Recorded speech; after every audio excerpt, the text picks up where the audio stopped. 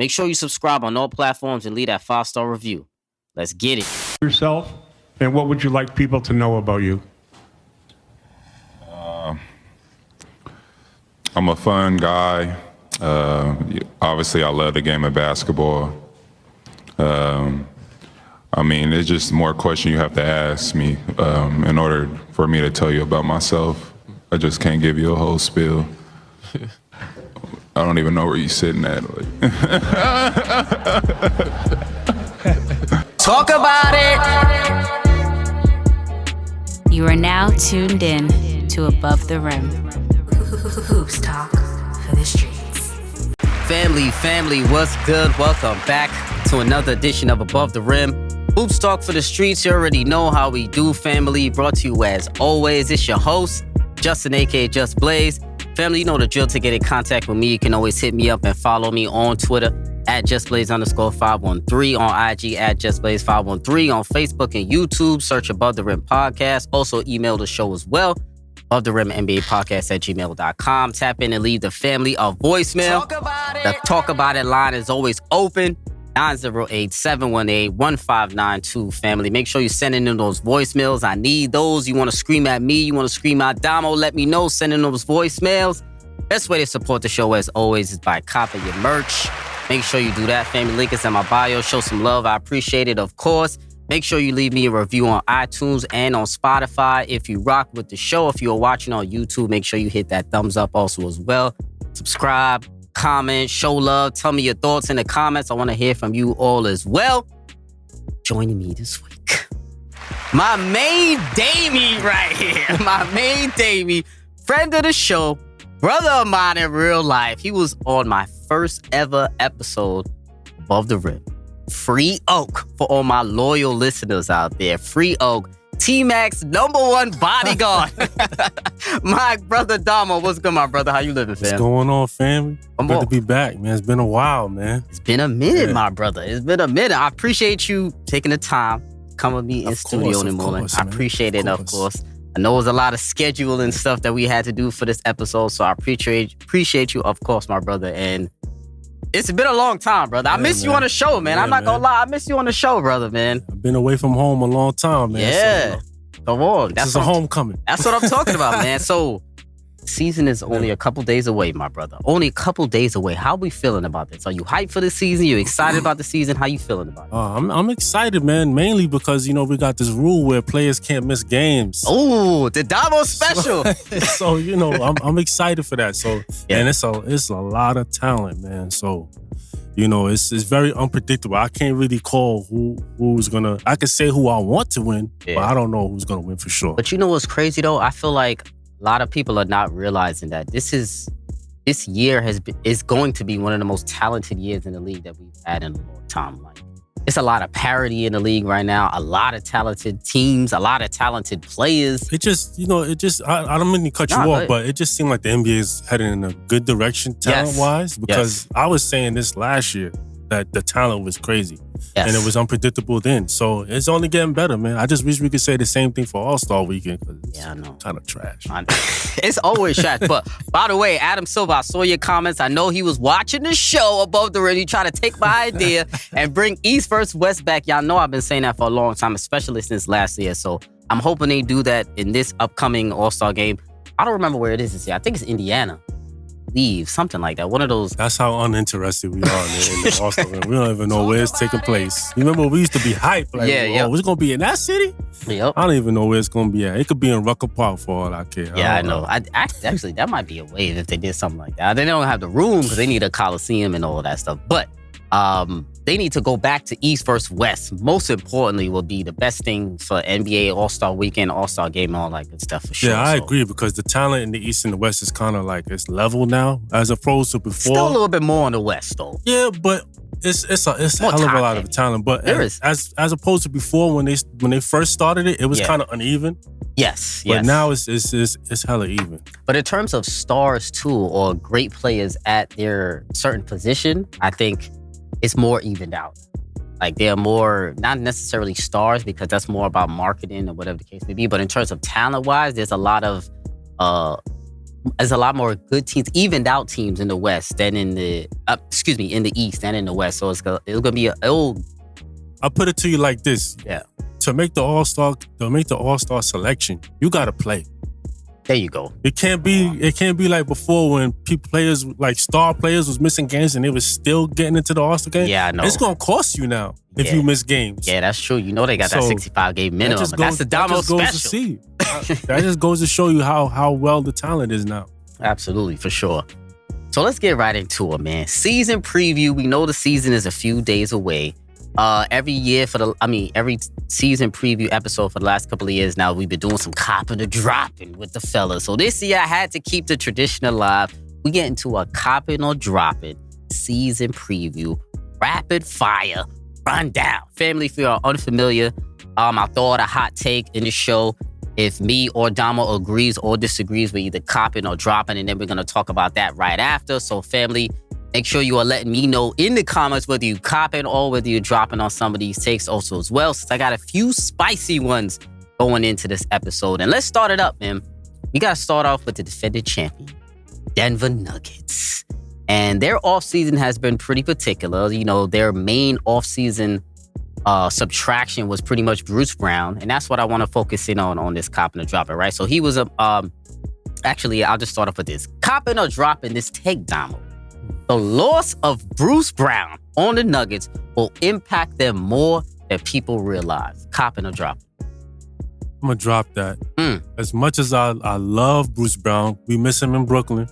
Do? You know what I mean? But I think, you know, Jokic is he's so talented, man. Like, and he's an offensive juggernaut. He could do it so many different ways. And after seeing what that kid Christian Braun, Christian Braun, he played well in the postseason. He played well in the postseason. So I think it's actually a plus for them because now you get younger. Really? Okay. And I like Christian Braun, man. He basically could do the same thing Bruce Brown was doing. I don't think you really miss too much for him departing. Okay. And you still got Quintavious Caldwell-Pope over there. So I think they still in a good spot. Okay, well, we starting off with a disagreement, my brother, because I disagree, man. That's what it's all about. You a dropping? I'm dropping. I'm copping that. So I'm copping that because I think Bruce Brown is actually low-key and a very important loss for the Denver Nuggets, in my opinion. So how I was looking at it is, last in the playoffs, he played pretty well. To me, he was one of their top 6 players in the postseason last year. I think he was their 6th best player, 6th or 5th, you know, depending on where you put Quintavious. He definitely brings that energy. Yeah, so he was one of the top 6 players, a key piece of their championship run last year. And as a result, you know, that, you know, he pretty much outplayed his contract last year. He played pretty well and got a nice bag from the Indiana Pacers. He only averaged only 12 in the playoffs, but it was more about his impact plays to me. I feel like he was very impactful in the postseason. Coming off the bench, he also low-key played a lot of backup point guard for the Denver Nuggets. So that's where I think his loss may be felt, playing some backup point guard. And not that the Nuggets need a traditional point guard because, you know, they have Jokic. They run the offense through him, obviously. But Bruce Brown was a nice little segue in between Jamal Murray and then having Jokic control the ball a lot. Because I feel like Bruce Brown is one of those chameleon type of players and you can really plug him in anywhere. Glue man, boo. You know you're the glue man guy. Shane Battier, one of those kind of dudes. But like when he was here in Brooklyn, right? We saw how he played so many different positions. He was even playing a lot of 4, actually, with some KD out there. He's a very intangible guy. He could do it all. Exactly. So I really like what he brought to the table last year for the Nuggets. And I do think they're going to miss him a little bit because I think he was a important glue man. But you also got to remember, too, they got Reggie Jackson. And is he going to get burned, though? But see, Bruce Brown was the reason why he wasn't getting burned like that. So they got backup. You think Bruce Brown was the reason? You don't think it was just because Reggie Jackson was just doing too much and he can't play no D? Nah, just I think Bruce Brown was, they knew what they was getting with Bruce Brown, and he proved himself. Which means that you're telling me that you believe in Reggie Jackson.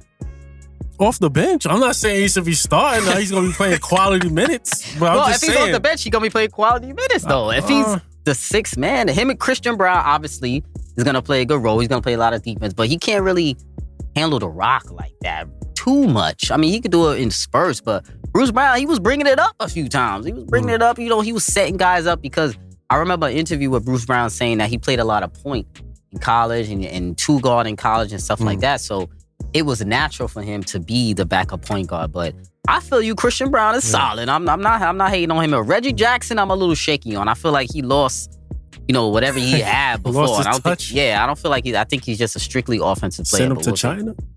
Nah, not that bad. Okay. Not the Shanghai. Not the Shanghai send-off. Not the Shanghai send-off yet. But we'll see. So moving on, let's get to it because we got a lot of these, man. We got to go down to San Antonio right here, brother. I want to start on this early because we got a lot to discuss. Victor Wembanyama right here. So he's had a solid preseason thus far. A solid summer league. We've seen all the videos coming out. He throwing nutmegs, going in between people's legs, getting blocked shots, getting dunks. Calling lobs from the three-point line. Calling lobs from the three-point line. Listen, Wemby has been solid, especially in the preseason. I feel like he's exceeded a lot of expectations already in the preseason with how he's looked so far with them calling plays for him and how Greg Popovich, San Antonio Spurs are utilizing him in the offense. But I'm going to take it a step further right here, my brother. Coppin or dropping this take, Domo.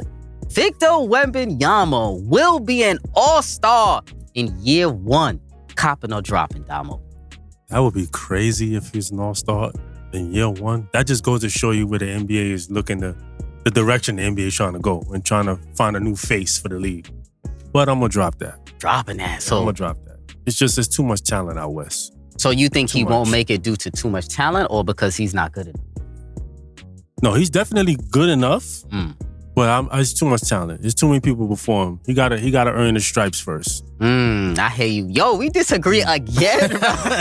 We starting off good. That's what I'm talking about. This is what we love the disagreements over here. Listen, I'm copping that. I'm copping that. Let me tell you why. You might say me I'm crazy, but let me tell you why. I agree with you. They would have to, of course, be in playoff contention. I don't think they that good. You see what's crazy? Let me tell you, this is what goes into what I'm saying. I don't even think they're going to be in playoff contention. I think they might be in play-in contention, but why I think he will be in All-Star year one, I think he's going to hit the fan votes. I think the fans are going to vote Victor Wembanyama in. So when you look at how the fan vote worked out last year, the year before, remember Andrew Wiggins made it a few times when he probably shouldn't have in the fan vote with the crazy Warriors fan base. Yeah, but we got the Zaza Pachulia rule. The Zaza Pachulia, yeah, but still, they have the breakdown with 50% fan vote, 25% I think coaches, and then the 25% for the players. But I think the Wembanyama hype and the Wembanyama fan base, especially in France, I think they're going to want to see him. And I think there's going to be so many extra votes for him that the NBA can't control. I think they're going to have no choice because he's going to win a lot of the fan vote. And I think he's going to get in as a starter, not off the bench as the coach's vote, but as a starter, I think he will get in. And I don't think it's a bad choice for him to get in because it actually might add some extra intrigue to the All-Star game. Having a dude like Wemby in there with the starters, he may not be ready for that, but they're going to throw him into the fire. And I feel like the fans are going to show out, especially All-Star time, because you see how the NBA is promoting. You see on opening night, he has game the second day of opening night. He's got one of the first games that being played. I'm forgetting who they're playing against, Fari, but you see how they're promoting him a lot and putting him on the main stage in the main national TV game. So I think he's going to really benefit a lot from that in terms of fan voting, and I think they're actually going to vote him in. So it's going to be interesting to see, but let's talk a little bit about what we've seen from him so far in the preseason. I've seen some stuff with Greg Popovich throwing out the last starting five that they threw out, right? I'm going to read this off to you. That Popovich said might be the starting lineup for the Spurs is going to be Jeremy Sochan, Vassell, Keldon Johnson, Wemby, and then Zach Collins at the 5. That's what they rolled out in the last preseason game against the Rockets the other night. And Greg Popovich said, this might be my starting lineup going forward on opening night. How crazy is that? That's a big starting 5. That's ridiculous. And it worked. You know what's crazy? When he started this starting 5, right? When they played against the Houston Rockets, they started the game 17-2. That's how they started the game in their last preseason game. So he saw a couple of sample minutes and he's liked how it looked, Greg Popovich. I liked how it looked because one of the things they said about Victor Wembanyama is that Wemby, when he had his interview, he said that he can play any position on the floor. And there may be times where Greg Popovich throws him out at point guard, as in bringing up the court, calling plays. He's going to be putting him in a lot of different situations. So I wrote down a quote that Wemby said about how he can play any position on the floor. Basically, he said, there are no limitations on a lot of set plays, on a lot of plays. It really depends on where you are. I can be the point guard just as much as I can be the wing. It doesn't matter to me at all. Which means Wemby is ready. He's ready to play. But do you think he can play point? How much can he play? Me personally, I can't even front, man. This is like watching NBA 2K live. Like, this is crazy. I mean, I wouldn't be shocked if he could do it, but I don't think he can. Because I think the smaller guards would give him like a little bit of trouble. He's on defense, on defense. He's 7'4". Sometimes when he's dribbling the ball, he looks a little out of control, unbalanced. A little bit. So I think it would take some time for him before he would get to that point. But I'm not going to say it's totally out of the woods that he can't play it. You know? What do you think? What do you think about that starting five that they do? The preseason, he averaged 19 and 5, 2 blocks in the preseason for Wemby, playing basically 2 or 3 different positions in the preseason. How you feel about that starting five going on? You think they could do a little bit of damage, or you're not feeling the Spurs? I'm not trusting Zach Collins that too heavy, because that dude. I mean, Zach Collins, is he the dude who got choked out, or he was choking people out last year? I can't remember. I think it was with Contavious. I think he had an issue. Damn, I gotta find that video, but somewhere where Zach Collins I don't know if he did the choking or he got choked out. I don't know, but this dude, I think last season was the first time he played a full-time role. A full-time role in how long? And this guy's been in the league for a while now. You know, Zach Collins is always hurt. That's my thing with him. Always hurt. So who's their backup center other than? They don't really have a backup center. Is it Bon Chop or something? They got some weird names over there, man. San Antonio. You know, San Antonio, they love their international guys. Yeah, they love over international there, players. But I think, because they got Trey Jones coming off the bench. So I think Sochan, if he does start at point guard, which Pop say he might do, I think they're going to, coming off when he goes onto the bench, I think he's going to sub out and come back in at the 4. Maybe they move Wemby at the 5, I think. So I think Wemby's going to be basically playing 3 positions this year. I don't think he's going to play point as much, but I think he's going to set a lot of the offense at times. So I think he's going to play. I think we'll see him running the ball up the court a couple of times here and there. But which will be fun to watch, because I don't know if you saw last time he did a nutmeg, put it between his legs. I'm like, Wemby. He did a nice little behind the back pass that was on point. That was when you brought that up, I was like, oh, okay, maybe this guy could. Yeah. I love the court vision that I'm seeing from him, though. Court vision has been nice. You can already see that he has the He's tools. Definitely improved from the Summer League. Exactly. Because in the Summer League, he was looking a little shaky. I was like, His first game was shaky. Yeah. Maybe he was a little shook, though. There were a little too many cameras. There was a lot going on. But from then till now, I'm like, oh, snap. I know. This guy is... I'm impressed. I'm not gonna lie. I'm impressed. I'm impressed too. I'm just hoping that health is wealth. Yeah, health is wealth. As we always say, health is wealth. And we're gonna talk about the other rookies too later on that he's gonna be contended with for the Rookie of the Year. So we'll see how that. I'm looking forward to everything that Victor Wembanyama is gonna be doing this season, and we're gonna be interested to see how it plays out. Moving on, we gotta talk about the man in the news right now. We gotta talk about James Harden right now. James Harden right now is all over the news. He's wilding out again. You know, I hate to even say that, because James Harden is a curious case. You know, he's a very polarizing player. People have a lot of opinions about James Harden, a lot of good, a lot of bad. But he's been wilding a little bit, in my particular opinion. He's been skipping practice. He's missed the first 2 days or 3 days of practice going into the season. And not the first 2 days, the last couple days of practice. And it's been a thing now in the news. So the problem now is that it's now become a national thing where the reporters are like looking at Harden's every move. Is he there? Is he not there? Is he joining practice? Is he not joining? How's he getting along with his teammates? You know, everybody has been saying the right things, you know, the most professional things in the media, the coaches, the staff, the players are like, oh, whatever. When he gets here, he gets here. We understand what's going on. But there's a lot going on with James Harden. Obviously, we know he's got beef with Daryl Morey. Doesn't like him anymore. He went to China, called him a liar, and said that this dude is lying. He didn't want to give me my money. He didn't want to pay me my bread. He didn't want to give me my extension. James Harden is not feeling Daryl Morey, which is his boy. Not feeling him. So this in turn is making him really, I'm going to be honest, be unprofessional right now. I think it's very unprofessional what James Harden is doing right now. Not even showing up. I mean, show up, you know, have an attitude or whatever the case may be. But the problem is now is that this is a reoccurring theme with James Harden. And that, to me, is the issue. I don't like that this is now second or third time that I'm basically saying that James Harden is quitting.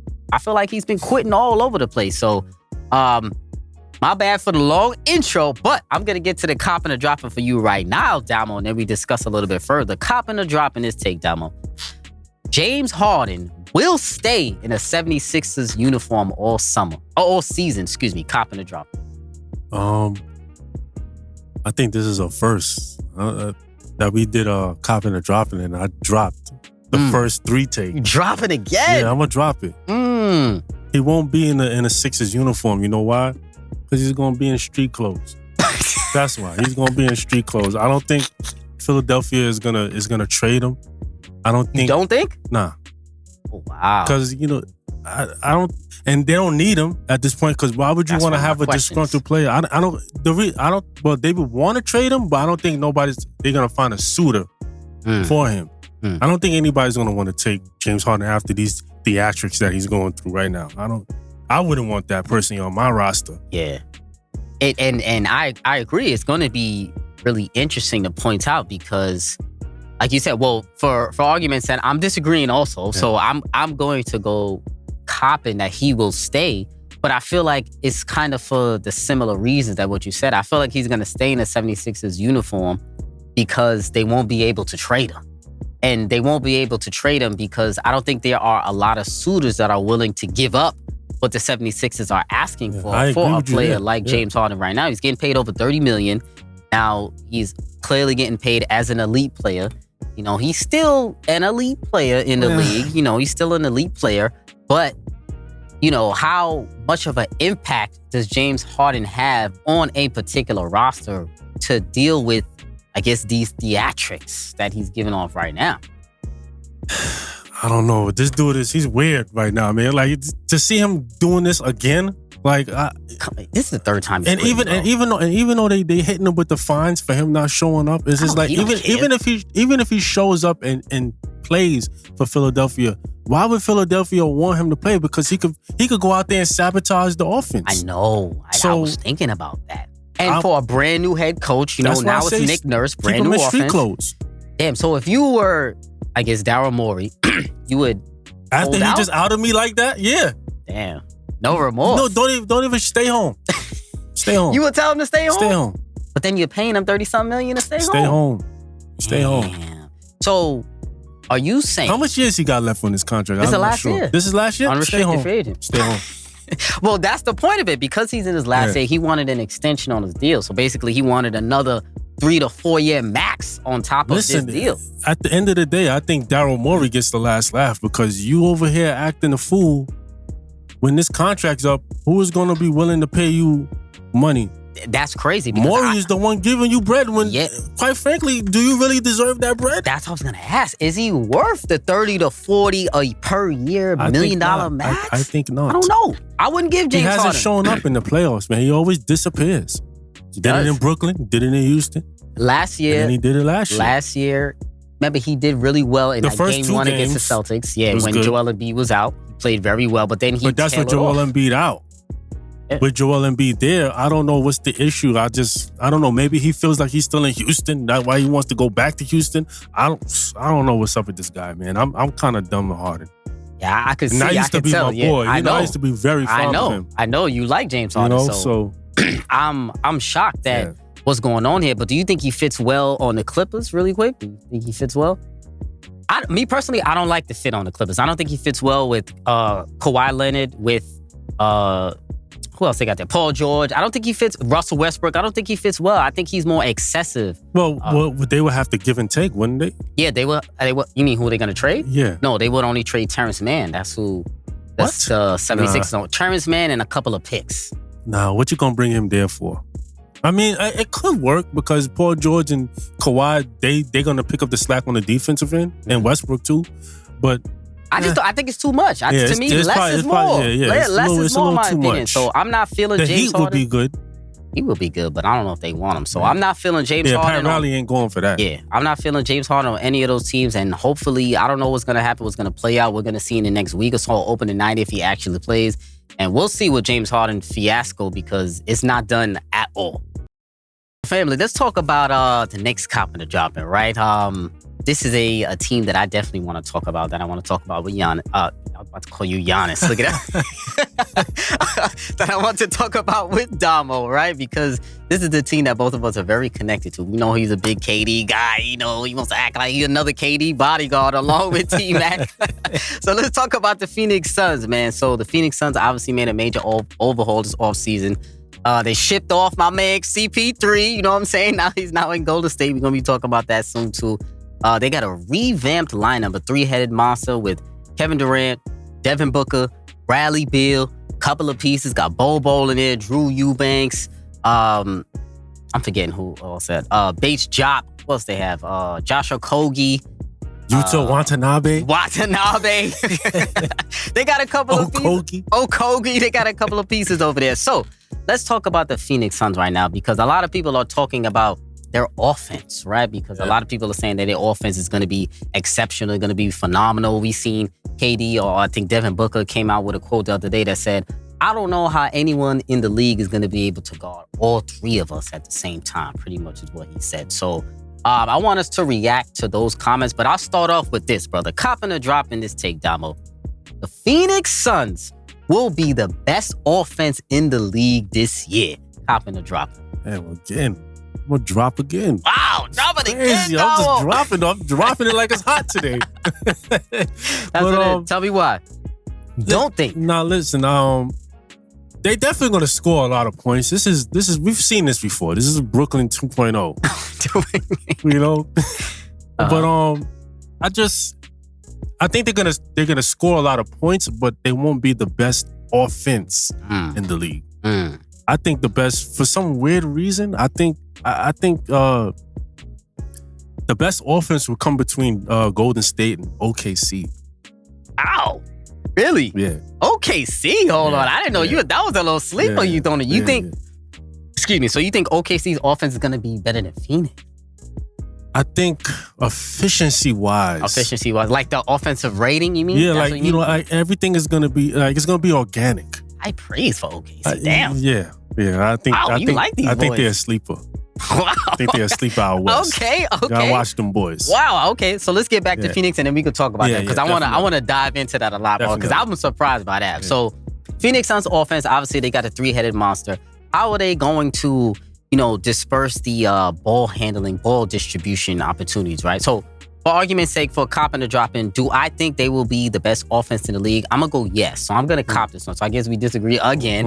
I'm going to cop this one and say they're going to be the best offense in the league, but points-wise is how I'm talking. So I agree with you. I don't think they're going to be the most efficient offense in the league, because I think their play style, to me, it's not a play style that I necessarily particularly love. I think it's going to be a lot more isolation ball in Phoenix. I think because I don't see Beal or Booker running off of screens, doing all the stuff. Book runs off of screens, but that's when Chris Paul was there, because he had a guy who already knows the play. Booker's running the point. Exactly. So it's going to be a little different. And then Bradley Beal, I don't know how he's going to do, catching and shooting. He's usually got to have the ball in his hand. Too. Yep. Durant could do it. He could do it anything. He play any system.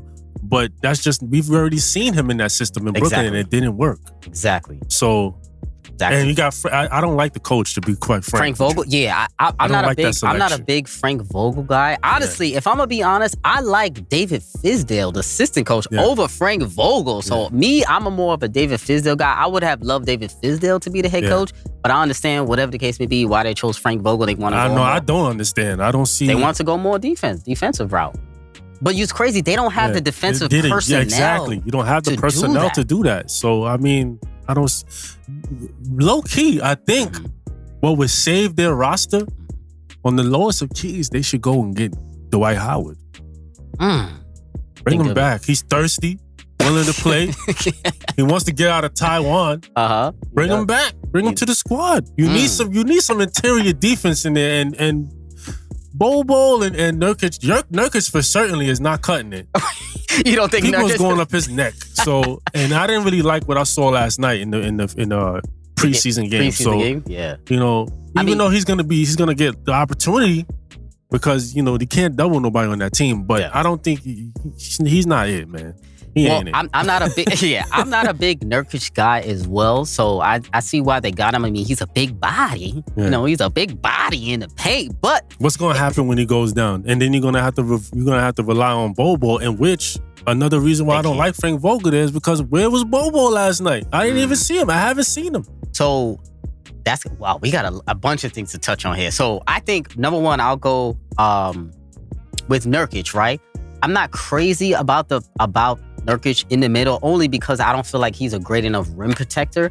And two things, I don't think he's a great enough rim protector, and I think he also might get exposed in pick and roll defense. Definitely. So I think elite guards, when they're coming on the court and they really run that high pick and roll, listen, a lot of teams, they were abusing Nurkic when he was on Portland, especially on those high pick and rolls. And I don't think he was good enough. And on this particular team with so much offensive firepower, they're going to need that center to be that back line of defense and be able to really help them out on pick and roll defense and really be able to switch if he wants to, if he can, and be able to protect the rim, because KD, relying on him as a rim protector should not be the move. He should be, he should be helping. Yeah, he should be a help defender, right? And that's what he's good at. Yeah, and then who they throwing out to three? Most likely is going to be Okogie that they're starting. He's not a rim protector at all. He's going to be guarding a lot of point guards, a lot of shooting guards. So they don't really have a lot of rim protection on that roster. They got Metu from Sacramento,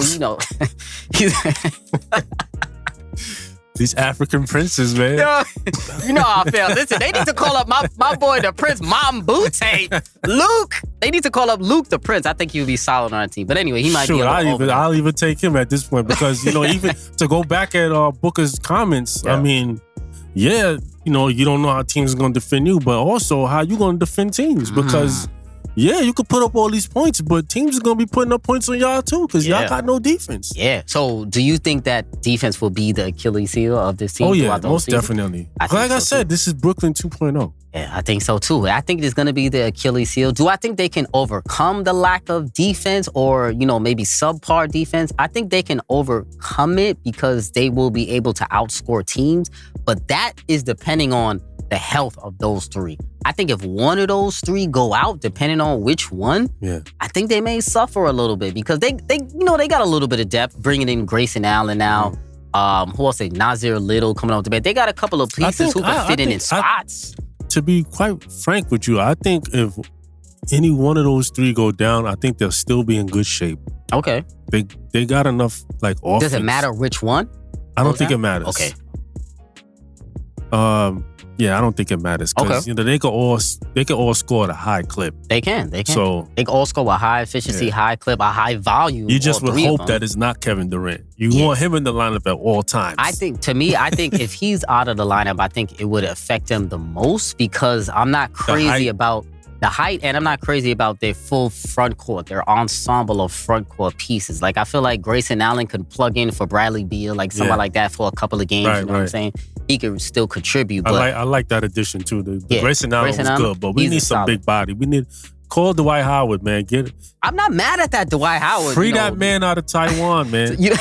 So you don't think Nurkic, Drew Eubanks, and Metu is a good enough center rotation? Nah, they not pumping no fear in nobody right now. I'm not gonna lie, they are not. I agree with you. They're not pumping any fear. And they really getting eaten alive out there by Jokic and Anthony Davis. Given AD, he's healthy. We gotta talk even about Zion is gonna go up their neck. I can't wait to talk about AD because he's been showing out in this preseason. But so really quick before we move on from the Suns, one thing I'm worried about or looking into is how Frank Vogel utilizes Bol because he has not been utilizing him enough in the preseason. So Bol, I said on Twitter that Phoenix Suns can unleash Bol in this lineup since they got rid of Ayton. But I'm not sure if Frank Vogel really believes in Bol as much as we all believe, or me, I believe in Bol and his skill set if he was put in the right positions to succeed, to score. I think he's going to play him a lot at the 3, at the 4. I don't think he should be playing any center. But then that's the issue because then who are you going to leave in center when Bobo's in the lineup? I don't think he fits well. I don't think a front court of Nurkic, KD, and Bol is something that I particularly like. I don't really like that because then you're asking a lot of KD to be the primary defender for the opposing team's best front court player because Bol, they're bodying him. He doesn't really guard well. You can't really have him guard AD or somebody like that, LeBron, whoever the case may be. So that to me is where they're going to have some lineup issues when they are going to the bench and when they are mix and matching. They're going to use, a lot of Bates Job. They're going to use a lot of Okogie, a lot of Nasir Little. But, they can be relied on in spurts. But when it gets down to the playoffs, you're going to have that top 5. And no one can have real weaknesses on that roster because any weaknesses on that roster is going to get exposed in the full season. We saw last year Okogie was a 5th starter. He got a little exposed a little bit. They were leaving him open. Oh, yeah. So the Suns got to really figure that out. And really quick, how do you think Devin Booker is going to handle the point guard duties going forward for the Phoenix Suns? What's crazy? Point Book? I think he's going to do fine. Because he was under the tutelage of your boy CP3. Under the tutelage. And every time CP3 leaves, the person that was behind him or played with him, they always end up playing good. So I'm not worried about that. Absolutely. I'm glad you made that point because you're 1,000% right. It literally happens every time he leaves. You notice in OKC who blossomed? SGA blossomed like crazy. Dennis Schroeder went crazy playing over there with Chris Paul. So he's had a tendency to really develop guards well so they can really take over that point guard spot and really control the offense. So I do think Devin Booker will be fine. I'm more worried about Beal. I want to see how Beal is going to look. Me too. I think he's going to fall into the wayside a little bit. I think he's the odd man out a little bit, and he's just going to have to be humble about it. Whereas all right, I may get 10 shots tonight. I may get 10 to 12, 10 to 15, and then I'm cool with it. So, because I think he's going to try to prove a point this season. I think he's going to be scoring at a massive pace. I think he's going to be in the MVP discussion. It could be. I believe that, but I think it might hurt him because they have like a little super team, basically. I think it might hurt him in the MVP rankings, but I do think he will be MVP worthy. I absolutely think that. And as far as assists wise, I think he's going to get I think about above 8. I don't know that high. 7 to 8. I think about above. Oh, you know 6. what? I'm sorry. 6+. I forgot. This is the Suns. But then again, I say about 7 to 8 because he got 7, KD 8? over there. He's gonna get a lot of assists just off KD alone. So. That's high. Yeah. That's high. That means he's gonna have to be calling a lot of plays to be the one to be the assist man. So 7, 8, you got. I think 6. I'm gonna say 6, 7 tops. I think for me, but I think about 6 will be just about right for them. So we'll see how the Phoenix Suns shake out. They're gonna be obviously one of the best offenses in the league, and we're gonna see how far that team goes. Moving on.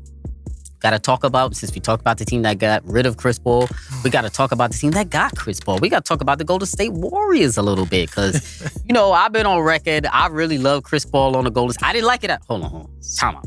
I didn't like it at Justin first. is a Golden State fan. Whoa, chill. chill, Slime. You get me. Yeah. Chill out, bro. Listen, I'm not a Golden State. Listen, let's be clear. Let's be clear. I'm not a Golden State Warriors fan. We're going to have the Golden State bobblehead. I'm going to get him a Golden State Chris Paul bobblehead. Noted. Listen, I don't know if I could root for these guys because I've been, I've never been a Golden State Warriors fan with any of those beat guys. Them, join them. Chill. You can't say that. Look at Domo already with the disrespect. Domo already with the disrespect. But you got to remember, too, that the Warriors didn't want him to be there. They traded for him. It's not like he went there as a free agent. He definitely didn't choose to be there. So people got to keep that in mind, that the Warriors did trade for Chris Paul, meaning that they did want him. And I like the trade because now that I'm looking at the Warriors lineup, the Warriors roster, how they going into the season, how the preseason played, they actually need Chris Paul on the lowest of keys. And let me tell you how they need Chris Paul. They need, number one, they need his leadership over there. I think his leadership over there is important because I know a lot of people love to call Draymond the leader because he's the vocal leader. A lot of people love to say Steph Curry's the leader, but he's a silent leader. But all of that, that's not enough. Like, you need somebody who's the real leader on the floor, calling out plays, and who can be an extension of the coach, right? Because Steph Curry, he's a phenomenal scorer, one of the best scorers in the league, one of the best players that ever played this game. But he's not a guy who really excels in facilitating the roster. That's why Draymond Green has been who Draymond Green is, pretty much, really controlling that offense, really being the real catalyst of that offense. And I think, if I'm going to be honest, I think Draymond Green's leadership got a little stale over there, Golden State. I think he was talking a little too much now in the last couple of years. He's been talking so much where he's now punching out teammates, punching out Jordan Poole, and they has to deal with all that. So I feel like the chemistry was a little fractured last year, obviously, which is why they brought Chris Paul in. But I think where Chris Paul really fits in the most is in crunch time lineups. I think in crunch time lineups, I think he's going to be that connector that the Golden State Warriors needed, because what they do a lot in crunch time, they turn over the ball a lot. They had over 16 turnovers per game last year as a team. That's something that they need to clean up and they need to work on. And Chris Paul has the best assist to turnover ratio damn near of all time. Top 2 or top 3, maybe even 1 if I'm not mistaken. But he's one of the best guys at not turning the ball over.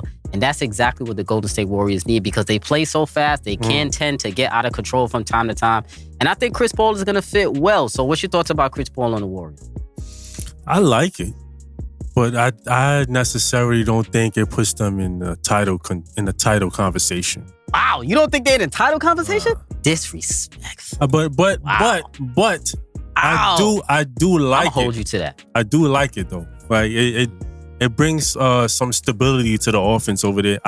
Which is why I think they will be one of the best offensive efficiency wise in the league. I think they're going to be one of those best teams and I think Draymond takes a hit with CP3 being there, because now, Chris Paul is doing what usually Draymond does. He sets up the plays, but now Draymond just going to be out there taking up space. You're not really looking for him to do offense. Yeah, at times I do think he's going to take up space. So I think with Chris Paul being there now, I think this is the beginning of the end for Draymond. Wow. Yeah. Listen, I don't think you're crazy for saying that at all, bro. I'm not gonna lie, because Chris Paul is one of those guys, right? Like, people talk shit about him or whatever, but when he's in that lineup, you see how vital and important he is when he's in the lineup, because then you see his skill set and you're like, wow, this guy always makes great decisions with the ball.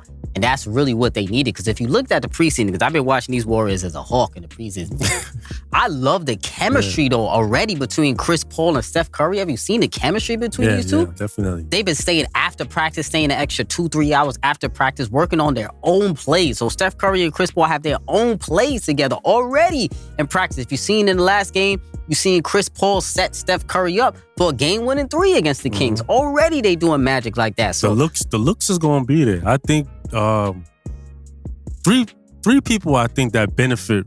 No, actually, 3 people I think benefit really well with Chris Paul being there. Chris Paul. Stephen Curry for one. Clay gonna be Clay, but I think the other 2 guys that benefit really good with CP3 there is Kuminga. Oh yeah. And Kevon Looney. Looney, yes. Looney's going to be getting some easy touches, and he's already around the basket feasting on them boards. Yep. So you already know how good Chris Paul makes regular.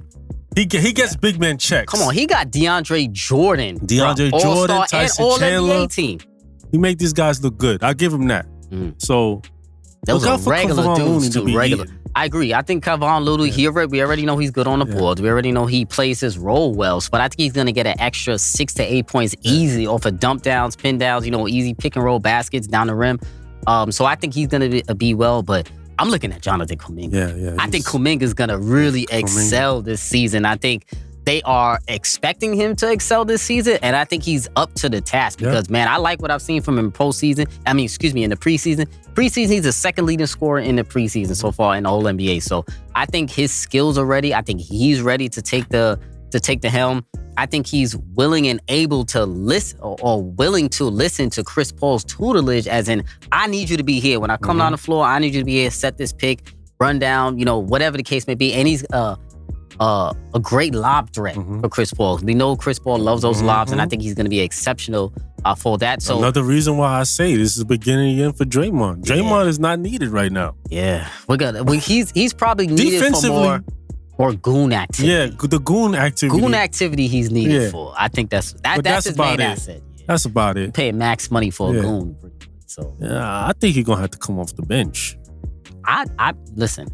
People are going to talk about the starter lineup a lot. Let me give my starting lineup for people, because I've been talking to a lot of people on Twitter. I think it should be Chris Paul, Steph Curry, Klay Thompson at the 3, Draymond Green at the 4, Kevon Looney at the 5. I think that will be their starting 5, but I think they're going to stagger their lineups very quickly. So I think Chris Paul is going to play the first 5 minutes, and then he's going to be pulled out for Andrew Wiggins, and then they're going to go into their normal starting lineup.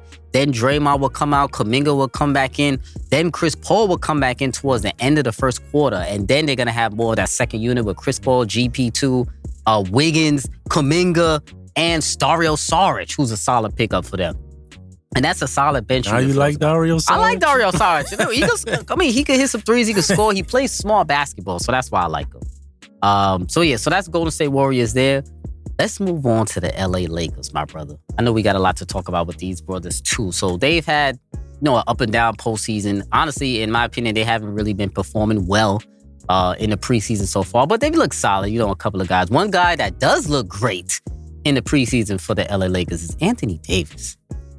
I really like what I've seen from Anthony Davis in the preseason. His defensive prowess has been exceptional in the preseason. He's been playing well. But there was a lot of talk of Anthony Davis going into this season on his availability. So he said that he's very healthy. He's 100% healthy. We haven't heard anything really from him, right? So let's talk about Anthony Davis a little bit, and I want to get your thoughts, Domo, on this. But Coppin or Droppin this take to start us off.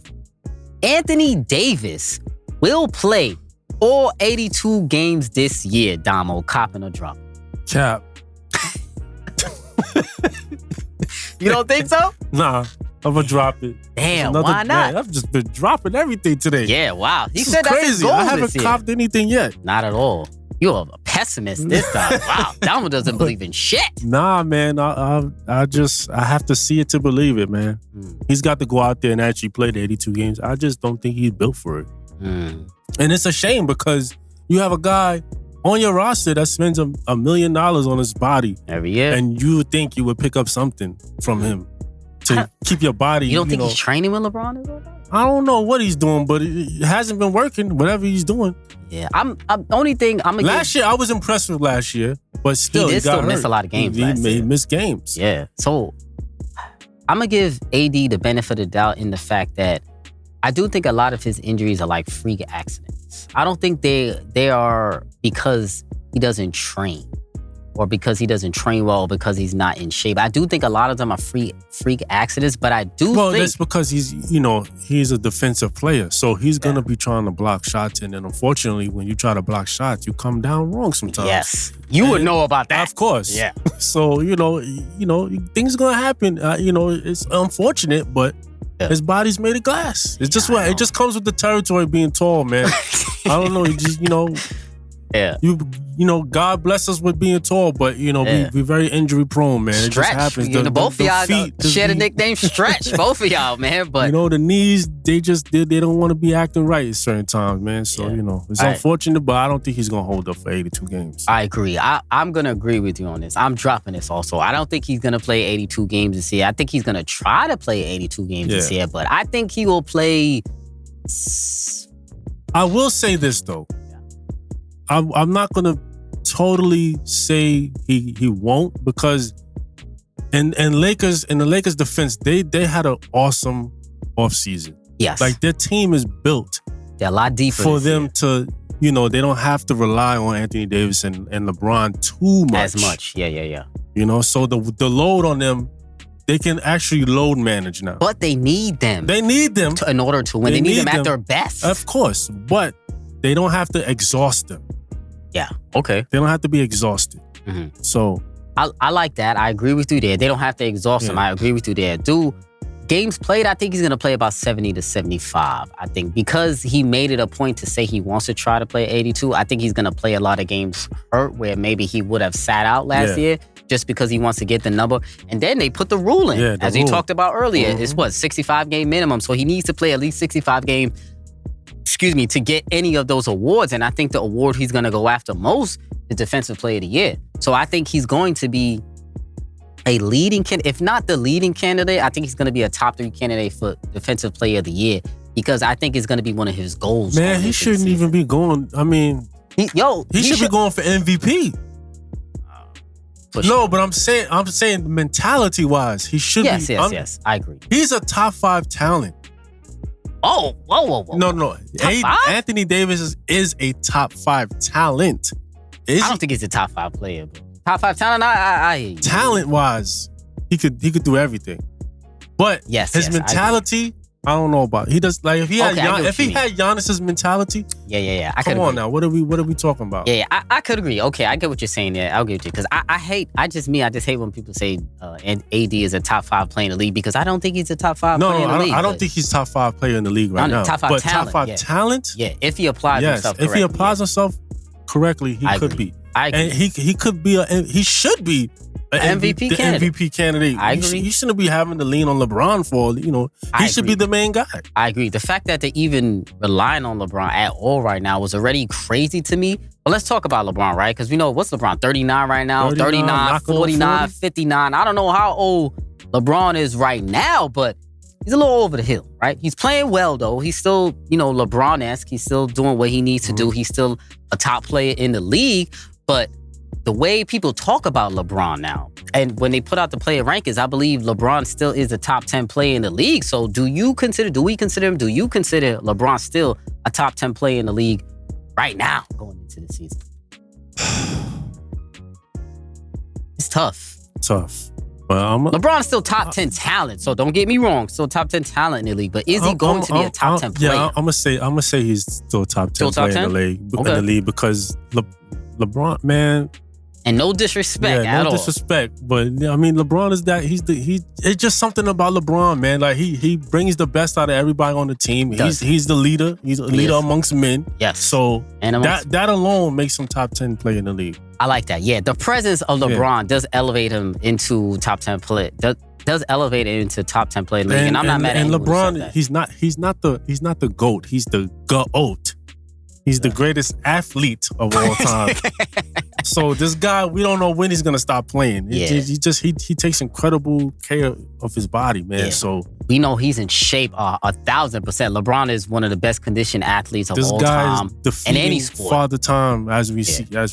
He has defeated Father Time. So I do think LeBron is in for a really good season because they're not, like you said before, they're not relying on him as much to be what he has been in the past couple of years. But I'm expecting LeBron to be typical LeBron this year. I think he's still going to take off a couple of games, which I think he should. Yeah. I think he should take off about 20 games or so. And the problem is now, they should have enough depth where it doesn't matter how many games LeBron takes off. Like the year, they'll have a little bit of a drop-off. That's why I say AD has to come in and be that guy. But he can't take off games or be injured while LeBron is injured at the same time. I don't think they're going to perform. That's not going to work, especially not out West. Exactly, not out West. But they got Rui Hachimura. That's my guy. Hachi, I think he's a solid pickup for the Lakers. I think he can step into that LeBron role a lot. He's been training with LeBron all summer. Christian Wood was a good pickup. I don't like Christian Wood right now. Let me tell you why. I don't know if you be seeing him in the postseason. I don't like what I've seen last night. I mean, he's out the 3-point line too much for me. I don't like what I've seen all preseason. He looks out of shape to me. Does he look a little fatter to you? He looks a little hefty. Yeah. He was slim. He was always a slim guy, especially on Dallas last year. And